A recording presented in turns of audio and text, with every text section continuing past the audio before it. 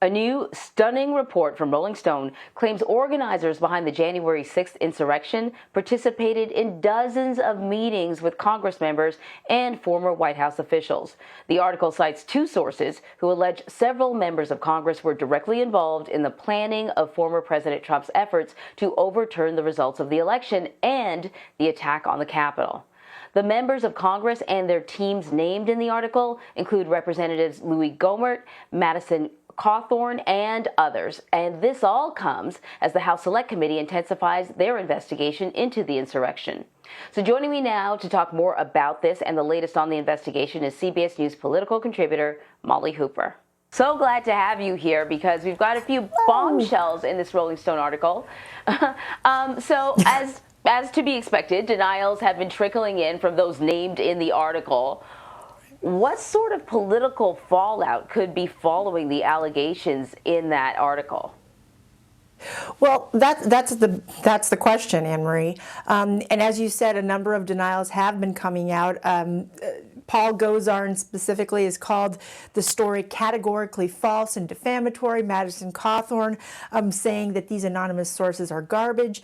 But it all boils down to how the Select Committee will handle these allegations. Now, notice that these individuals that Rolling Stone cites have not officially spoken to the panel yet. We don't know if they have been subpoenaed. It's unclear if they will speak or when they will speak with the Select Commission. So we kind of have to wait until that point. And I think the Select Commission is taking its cues from the individuals who have been subpoenaed and who are cooperating with the panel. This week, there's going to be a number of individuals who are supposed to be coming up to Capitol Hill to talk behind closed doors with individuals on this commission. And they'll be talking about the fundraising efforts that went into the planning and organizing of the protest. But until then, it's really hard for the commission to actually take action against I think it was about 6 members who were specifically mentioned in this article, especially because the individuals cited have not appeared officially before them to give testimony. Not to say that they won't, but it just hasn't happened yet. So Missouri State Representative Cori Bush tweeted a reminder that she already introduced a resolution proposing an investigation and expulsion of any members who may have helped plan the January 6th attack. And Representative Alexandria Ocasio-Cortez is calling for the expulsion of anyone involved. Could we see this action be taken? I mean, if not this, because it would seem that if there is an investigation and indeed a member of Congress was involved in the planning, they should not be a member of Congress anymore. But could we see something like this happen? And if not this, then could something else come out of it? Well, I think that, again, what we're going to have to see first is how the Select Commission handles this, because, as I said, they could very well subpoena these members to appear before the panel behind closed doors to give testimony, which very well could happen. And I think that once that happens, then Speaker Pelosi can take her cues and her recommendations to the rest of the House from what is learned behind the closed doors from the testimony. But expulsion is a pretty high bar. It's not just a majority of the House. I believe you have to have 2/3 of the House to vote for expulsion.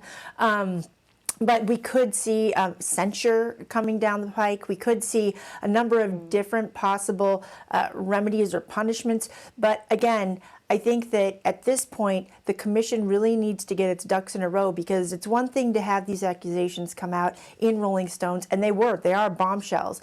But it's another matter entirely to get these accusations on the record. And what I found particularly interesting, and I saw Catherine Herridge picked up on this, obviously. I mean, she picks up on it, all the investigative reporter. But in the article, it was interesting because the two individuals cited as these anonymous sources said that they had been talking to Paul Gosar about pardons in a matter completely unrelated to the planning of this January 6th commission. This was in the lead up to the January 6th commission. So I think that there's a lot more information that needs to be gleaned here, and trust me, Capitol Hill reporters are out there trying to find out what exactly is going on, because everybody wants to get to the bottom of who was involved in the planning and the organization of this event, and what did they know leading up to the violence that then occurred up on Capitol Hill. And of course, for the Select Committee to truly get to the bottom of it all, they need some cooperation from former Trump White House administration members and others, which they may not be getting. However, they are planning to talk to former Justice Department official Jeffrey Clark. He's going to be testifying. He would be the first Trump administration official to comply with a subpoena for an interview with the panel. What implications does this have, and what sort of information could he have?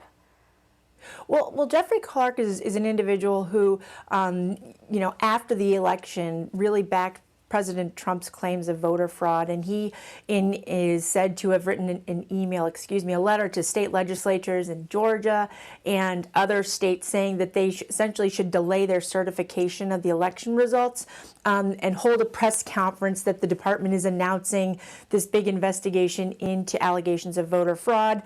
That did not happen, but the commission will get to find out what happened behind the scenes at the DOJ, who was directing these allegations of voter fraud, what actions did the DOJ actually take into investigating these allegations of voter fraud, and why did they take those steps? Also, how involved was former President Donald Trump in suggesting, directing, recommending what actions that the DOJ should take? So I think that it'll be very interesting to find out what he has to say, and I think that from that point, the other individuals who were in the administration at the time who have been subpoenaed to appear before the commission, will sort of take their cues from him. Again, it's unclear if they will appear or they won't, but the fact that Jeffrey is a positive sign, at least in the minds of the January 6th Commission, that really just wants to get to the bottom of how this happened and then figure out ways to prevent it from happening ever again. Right, exactly. This isn't about criminal charges, unless, of course, you don't show up like Steve Bannon. Then you could be charged with criminal contempt. That is still yet to be determined. But Molly Cooper, thank you so much. Absolutely, thank you.